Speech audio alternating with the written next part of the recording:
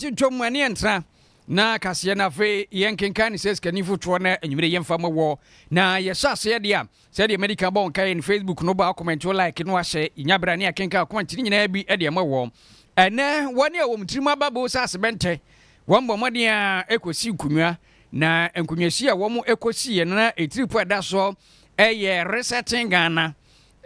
building the economy we want together. Said the Mampany John Dramani Mama. Na bribi wo bontwa wo tu franka de mendi sem nyuko so Ghana no o se ne remes so binyum na ja in the mix ne aye ne kakra krasa sa economy no awewe sam akone aduche sa tete apansam pa se ko ntiba hodwo se etetefo atamo no na no mu no bontwa Ghana for de kukurumutiama ne mura ne nei wo mo ekokosi nkunwasie ne mu no na chese we ye national economic dialogue wa wo mo ehwe kwa betimi afa so na fe economy na atimi agina na mo so pampe so atwukuntu na fe niam nyina akoyie na mampanyini John Dramani Mama Esrem se jata wote so banwoma so de pono soro wede so akofremu agya waso ya wie se mampanyini no ene wade tudwa no so wo hwe se de niam bi si kwa economy no kakakra bi anka to amnam se kunkron na ne akoya se agya wo kwense akotopum onsa beka agibo nsuanum nanso nyame ayatom de tumi ama no a emu odende nanso obe ne kakra eti na nei wombo moden akotwa kanko na womo akwakosi nkunwa economy no ho a wode nsam atudwa kyese economy no betumi asa eyie pa na yeyi anya ba akofo na abusua ba akọ ne bedi so faso enya yeyi ana kyese eni obia kura ne chansen na ne kakra ne etwa bitwa ne national cake ye beche am obia nya bia se nei national dialogue a wom koye economy no ho sei ena Ghana mampanyini John Dramani Mama wode atudwa ewodwumadie no ase. We've gathered here to create a powerful platform where government officials, policymakers, business leaders, economists, industry experts, development partners, and other key figures come together to shape the future of our nation. The insights, diverse perspectives, and actionable recommendations that emerge from these discussions must transcend theoretical frameworks and drive real, impactful decisions that will guide our national economy forward. Throughout our engagement, we will focus on practical strategies to restore macroeconomic stability and pave the way for long-term economic transformation. This includes developing policies that stimulate growth and create sustainable job opportunities for our rapidly growing population. We'll also examine the structural reforms that are necessary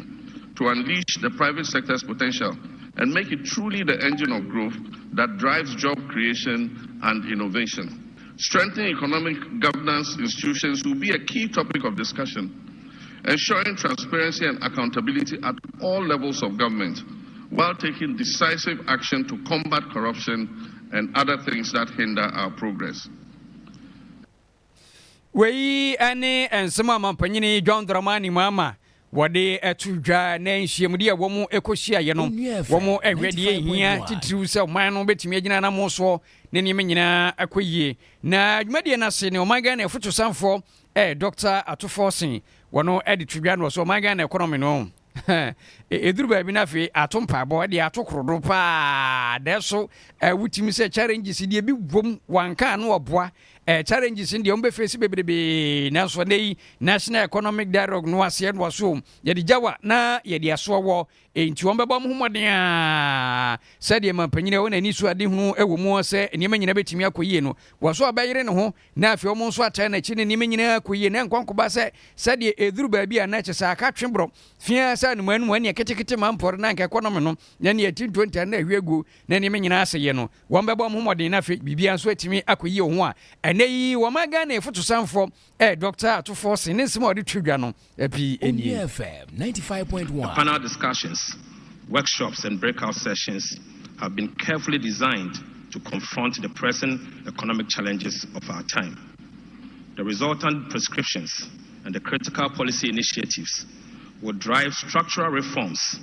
and our transformation agenda to reset our economy and secure the prosperity of our citizens. As we embark on this development of our medium-term plans, commencing with the forthcoming budget on March 11th, the insight, expertise, and experiences that will be garnered from these deliberations will prove very invaluable asset that will shape our collective path for our future. In this time of crisis, it is very imperative that we acknowledge the significant toll that has been borne by every Ghanaian, particularly the poor,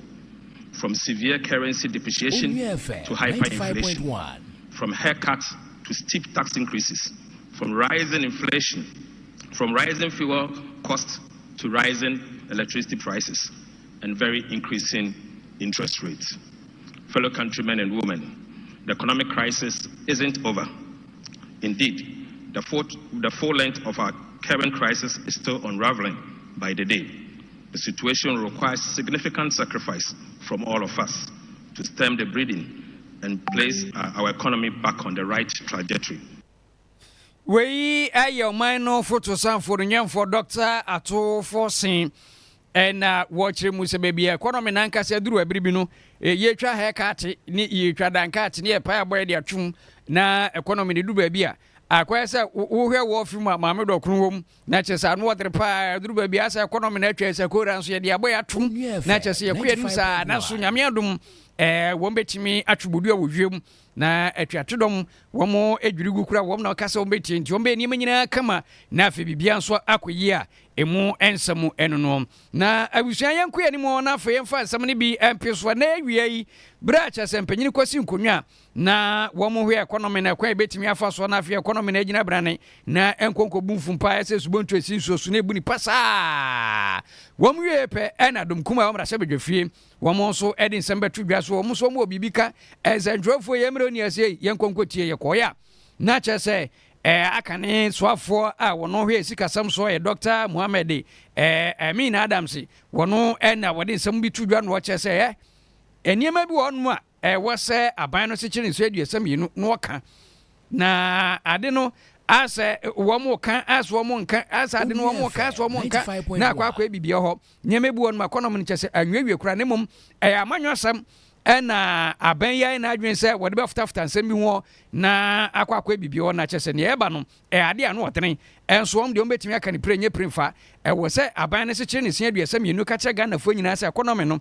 enwiewie se de om ka ne nseye nanso sense om de amanyosam futafta ho nti ena sabe om hu ni sa wo panyini eye Dr. Mohammed Anim Adams en wode sansem yi atudwa. Faced with supply constraints, the increased demand resulting from the fiscal stimulus led to higher inflation. To control inflation, the central banks of many countries, led by the advanced economies, resorted to monetary tightening